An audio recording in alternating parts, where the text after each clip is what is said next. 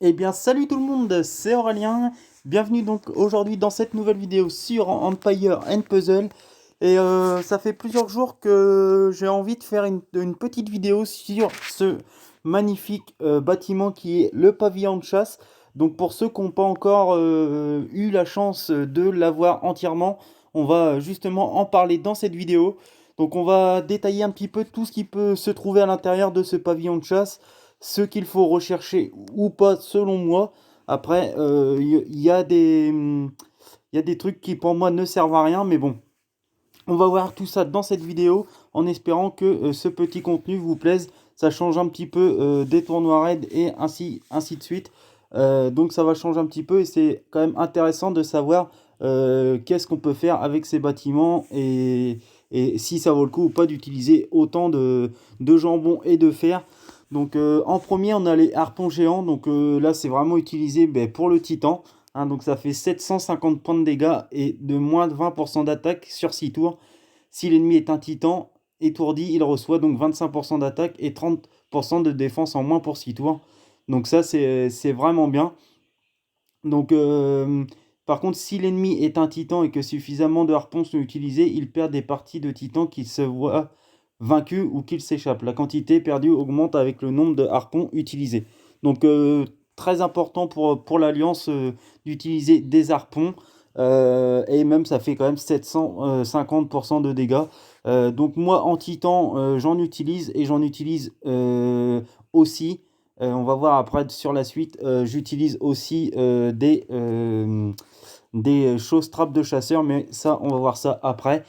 Donc voilà pour ces harpons, donc c'est vraiment à rechercher. Ensuite, on a les bannières de titan. Donc là, c'est une bannière de dragon en temps normal, mais en 50% d'attaque et 50% de défense sur 3 tours. Donc pareil pour les titans, c'est vraiment pas mal. Donc à rechercher aussi selon moi. Donc je trouve que tout est bon à rechercher, tout est bon à utiliser. Après, c'est selon comment on les utilise aussi. Il y a des trucs, c'est mieux de les utiliser en titan, d'autres mieux sur la carte. Donc voilà, donc ces deux-là, je vous les conseille plus en titan malgré tout. Le bouclier de titane, donc la cible et les héros à proximité renvoient les effets appliqués aux compétences spéciales de 100% de dégâts pendant 4 tours. Donc en fait, vous renvoyez les dégâts à 100%. Donc ça peut être utilisé aussi bien en carte pour les boss assez compliqués et forcément en titan. Donc là, les deux, on peut utiliser vraiment les deux sans souci. Le panacée, donc tous les héros récupèrent 500 points de vie, sont soignés de leur effet négatif et obtiennent 30% d'attaque et 30% de défense. Donc ça, j'en ai jamais utilisé. Mais on récupère 500 points de vie, donc ça c'est pas négligeable. Et en plus, on est soigné de nos effets négatifs et on obtient de l'attaque et de la défense. Donc c'est encore intéressant. Après, je l'ai recherché, mais pour l'instant, je ne l'utilise pas du tout. Donc la potion d'invisibilité, donc les cibles sont invisibles pour 3 tours. Donc ça peut être bien, mais c'est ce que je trouve le moins important dans ce bâtiment.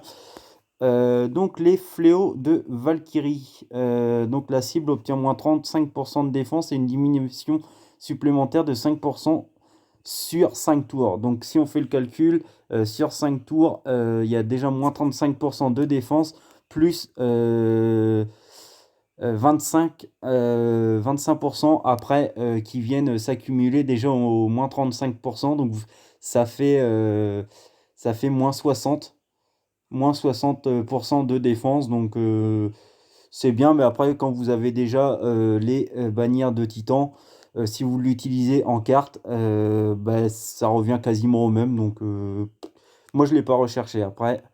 Donc les choses trappes de chasseur, donc ça j'en utilise énormément en ce qui concerne les cartes. Ça m'aide beaucoup, 750 points pardon, de dégâts, c'est pas négligeable. Ça fait vraiment, ça tape vraiment très fort.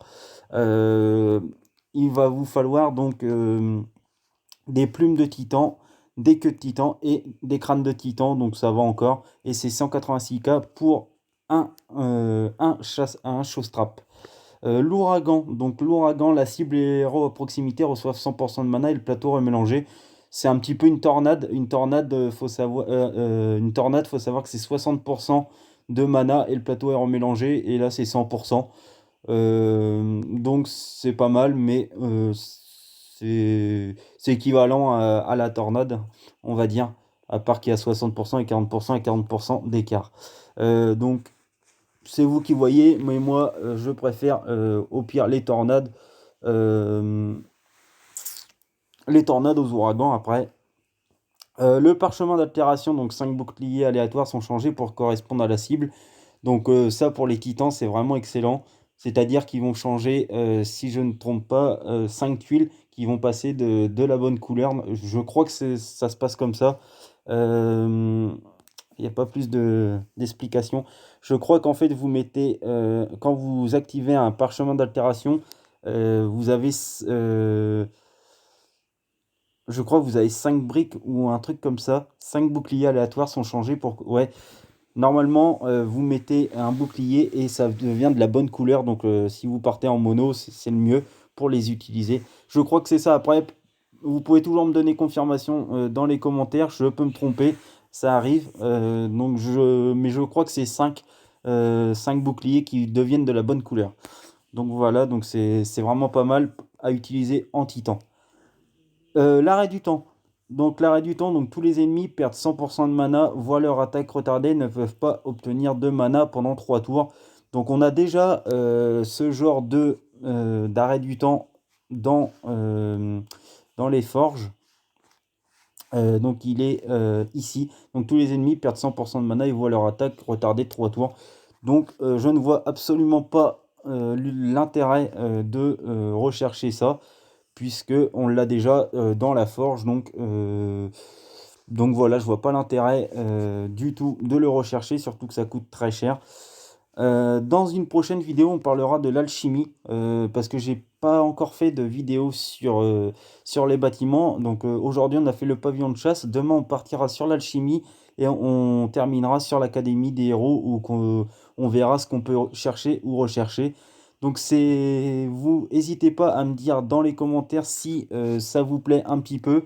Donc voilà, donc on se retrouvera demain pour détailler cette alchimie. Sur ce, c'était Aurélien et je vous retrouve demain. Salut tout le monde.